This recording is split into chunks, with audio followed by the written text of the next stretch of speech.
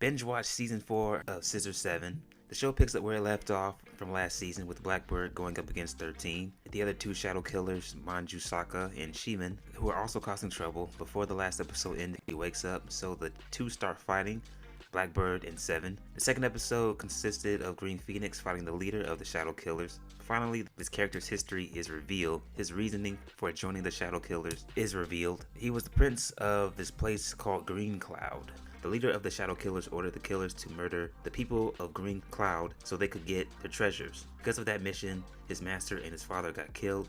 He devised a plan to go get the Shadow Killers away from the leader, have them go after Seven to get a one-on-one shot at murdering the leader. And right off the bat, there's non-stop, exciting action. After that, things slowed down.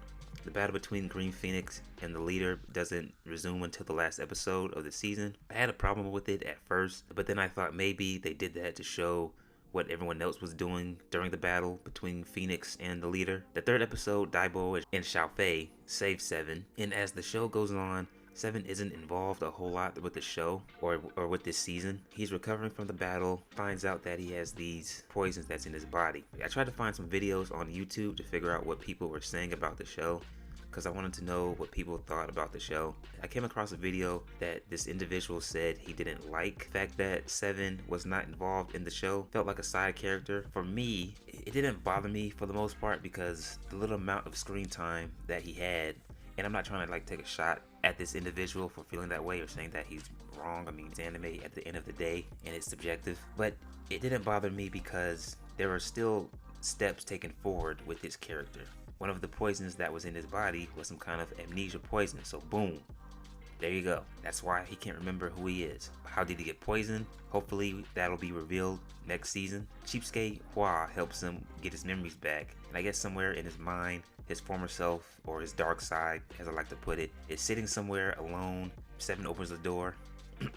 He turns around, and that's the last you see of Seven. Now that bothered me because I thought he would show up in the last episode to help Green Phoenix, or he would go back to Chicken Island to stop White Fox. And speaking of White Fox, he was a very cool villain, an underrated villain, which makes sense because this is a very underrated anime. I loved his personality. Besides the fact that he was a merciless killer, he was laid back, witty, wasn't too serious, unless he needed to be, but I just liked his demeanor and his poise. I enjoyed his personality more than his actual power. Chairman Jang's in Red Tooth's past is revisited once again. This came off as the writers wanted to put more detail and go a little bit deeper into their past. They showed some of their history before, but it was half-assed, just like some still shots and some noise in the background. This season left a lot of cliffhangers. Of course, Seven getting closer back to his memories. I think the two will fight each other before they become one. I think there's going to be a struggle between the two. I think Killer Seven is going to want to go back to killing, and he'll try to take over Seven's body, or the hairstylist Seven is going to want to live on Chicken Island and not kill anymore and be with 13, assuming those two end up together. 13 will probably get a major role in the story now. She wants to defeat her father in battle, so maybe the show will steer her into that direction. I think we'll find out more about her father. Red Tooth and White Fox, his seal is now broken. He made a deal with Chairman Jang in order to help save the island. Who's going to win in that battle? Where is Chairman Jang? In the end, Green Phoenix kills, air quote, Manju Saka. I don't think she's dead. I don't see her being defeated in that type of manner. In the battle between Phoenix and the leader, how will that play out? So there's a lot of stuff to look forward to, in my opinion, and it's been set up beautifully. My overall rating for this show is a 9 out of 10. If there is any complaints that I have, it would probably be, well, a couple of these feel like nitpicks, but the voice acting. About 7 different characters had different voice actors. And FYI, I watched my anime in dub. Most of the characters' voice changes didn't bother me, but except for one, and that was the Prince of Stan.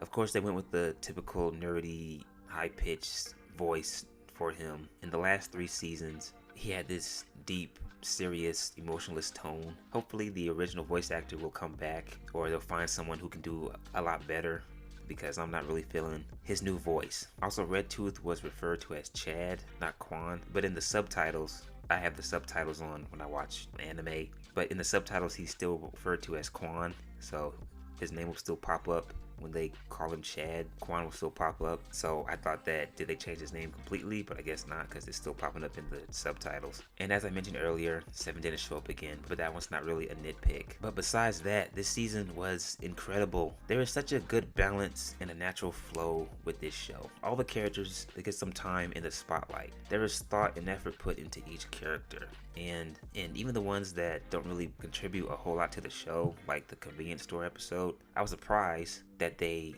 dedicated this episode to this horrible assassin who was only made like, what, 2 little appearances. They showed his backstory, had him, they had him stop a robber. It was good. It didn't feel like filler. It didn't feel like it took away from the actual story.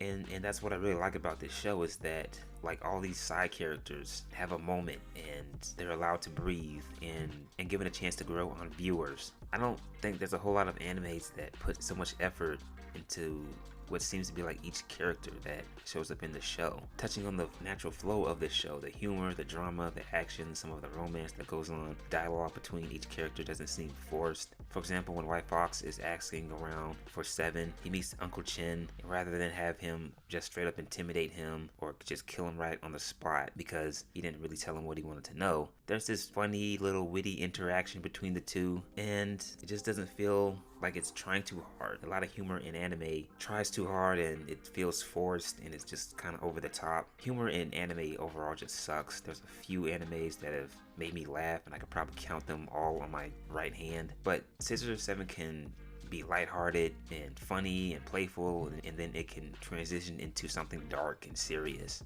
So that balance that it just consistently has is great. I think the creators do a good job of not forcing things too much, not giving too much of one or two things. It doesn't have the cornball factor. There's a lot of moments in anime where characters are constantly giving these motivational speeches. I'm going to be Hokage and people will respect me and I'll fight for my friends. I'll never be weak again. I'm going to be a hero, damn it. And heroes protect people. We look out for one another. All I know is that I wasn't able to help my friends. I'll show you the power of what friendship really means. It's like, God. I get it. Please stop. Just stop.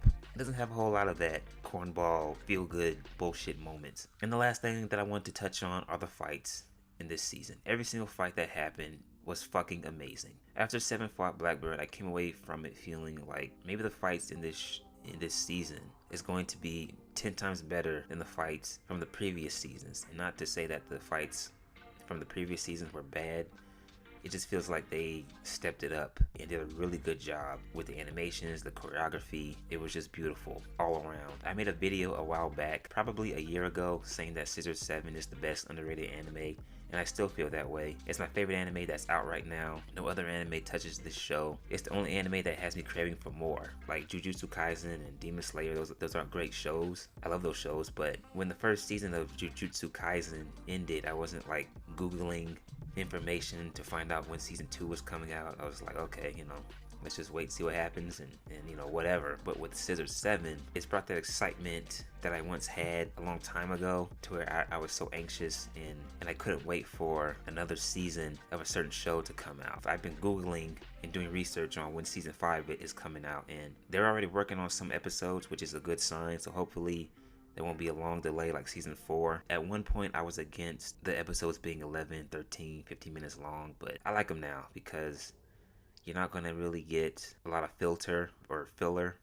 You're going to get their best with each episode. It doesn't feel half-assed. Hopefully, season 5 will come out sometime next year, I would imagine, and it'll be greater than season 4, and the season will just keep getting better. So please tell me what you thought about the show. Please like and subscribe. That is it. I am out.